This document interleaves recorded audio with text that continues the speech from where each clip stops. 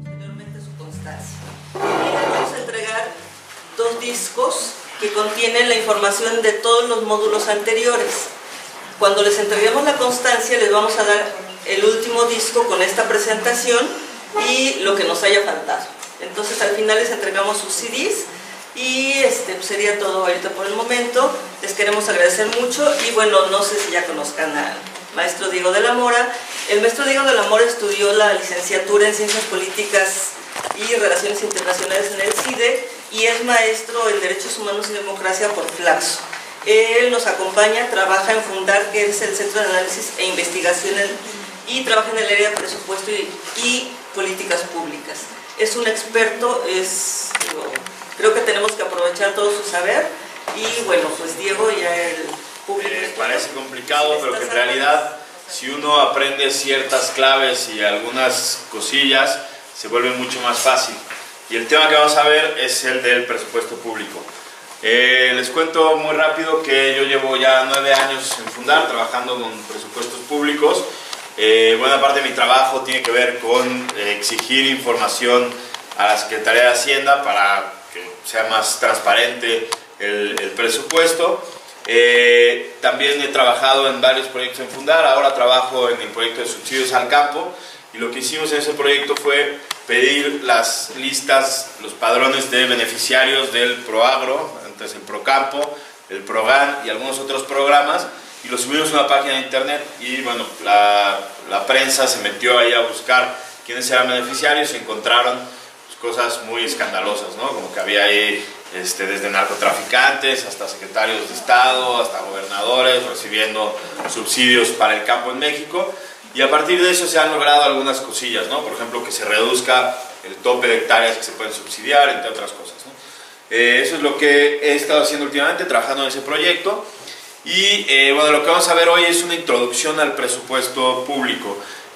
Vamos a ver, como bien dice el programilla que espero que les hayan pasado por ahí, varios temas. Primero vamos a ver una rápida introducción de qué es y qué no es el presupuesto. Después vamos a ver una cosa que se llama el ciclo presupuestario.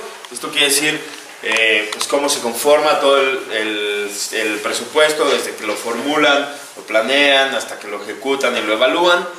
Después vamos a ver las clasificaciones presupuestarias para empezar a entender cómo meternos ya a los documentos presupuestarios. Luego vamos a ver, ya que hayamos visto el ciclo presupuestario federal y entendido, digamos, cómo funciona esto, nos vamos a ir a los ciclos presupuestarios de la Ciudad de México y del Estado de México y vamos a ver rápidamente unos ejemplos de presupuestos ciudadanos para estas dos entidades. Luego tendremos un rápido receso y regresando vamos a ver algunos documentos presupuestarios. No sé qué tanto nos dé tiempo, nos vamos a echar un clavado rápidamente para ver cómo se ven y tratar de todo lo que vimos antes, entender cómo se ve en los documentos, ¿no? Y empezar a ver qué podemos ver. Y luego rápidamente vamos a ver cómo se transfiere el dinero desde la federación hacia los estados. La captación de ingresos a través de impuestos, aprovechamientos, derechos, deuda, etc. Y la otra, la distribución de los recursos, ¿no? El gasto. Entonces el presupuesto tiene estas dos cuestiones metidas ahí. Pero el presupuesto es un documento, ¿no? Si nosotros queremos definir el presupuesto, pues lo que vemos es un documento. Ahora ya un documento electrónico, pero al final es un documento donde hay números, ¿no? Y es un documento que usa el gobierno para gestionar los recursos públicos. Entonces, anota los ingresos y después los egresos. Vamos a ver en un rato más que se parece mucho el presupuesto público al presupuesto de una familia, ¿no? O al presupuesto de una persona. Al final, todas las personas recibimos ingresos y los gastamos en ciertas cosas, ¿no? Tenemos distintas fuentes de ingresos y después las gastamos en ciertas cosas, ¿no? Es un documento que tiene poca demagogia o que no tiene demagogia, ¿no?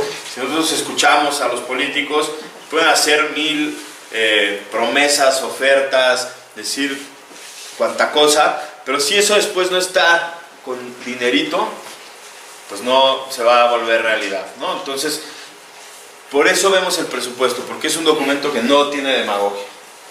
Y también es un documento que nos sirve para evaluar cómo se utilizan los recursos públicos. Al final del periodo en el que se gastan los recursos, nosotros podemos ver si se hizo bien, si se hizo eficientemente, si se hizo mal o no. También, y esto es muy relevante y esta es la razón por la que desde Fundar por lo menos vemos el presupuesto público, es porque nos sirve para ver cuáles son las prioridades de un gobierno. Si nosotros queremos saber qué le importa más a un gobierno, vemos el presupuesto y nos podemos dar cuenta de eso, ¿no? Entonces, ¿por qué nos interesa ver el presupuesto, estudiar el presupuesto? Porque, como les decía, las políticas o acciones de un gobierno que no vienen acompañadas de recursos, que no están en el presupuesto, casi siempre son demagogia. Entonces, si nosotros queremos saber si lo que está diciendo un actor político tiene carnita, va a suceder en la realidad, lo que tenemos que hacer es irnos a ver si tiene dinero asignado. Si tiene dinero asignado, va a suceder. Si no, pues no va a suceder. Y también porque lo que no se mide no se puede mejorar. Probablemente hayan escuchado esta frase antes. Entonces, si nosotros no medimos la acción del gobierno, pues va a ser difícil que la mejoremos, ¿no? Y la última es esta frase que pues tiene mucho que ver con este taller. Es nuestro dinero, nosotros le pagamos al gobierno para que haga las cosas. Al final, pues es nuestra responsabilidad que las cosas se hagan bien, ¿no? O se lleven a cabo. A ver, así como una familia tiene distintas necesidades, pues también una región, ¿no? Que puede ser desde un municipio, un estado o un país, pues también tiene ciertas necesidades públicas, ¿no? Como construir y mantener escuelas públicas, como construir y mantener hospitales, clínicas, centros de salud, etcétera, ¿no? Carreteras. Para todo eso pues, se necesita una organización que haga que alguien las construya, alguien las mantenga, etcétera. Y eso normalmente se deposita en las manos del gobierno y se hace a través de recursos públicos. Para eso hay pues todo un ciclo de cómo realizar el presupuesto, ¿no? Y la primera etapa de esta realización se llama la formulación del presupuesto, ¿no? Entonces imagínense que la Secretaría de Hacienda es como una familia, entonces sientan todos los miembros de esa familia y se ponen a planear. Bueno, el año que entra tenemos todas estas necesidades y necesitamos pues tanto dinero para salud, tanto dinero para la educación, tanto dinero para la alimentación, para el vestido, etcétera, etcétera. Y empiezan con la etapa de planeación del presupuesto. Eso se hace básicamente en la Secretaría de Hacienda, ¿no?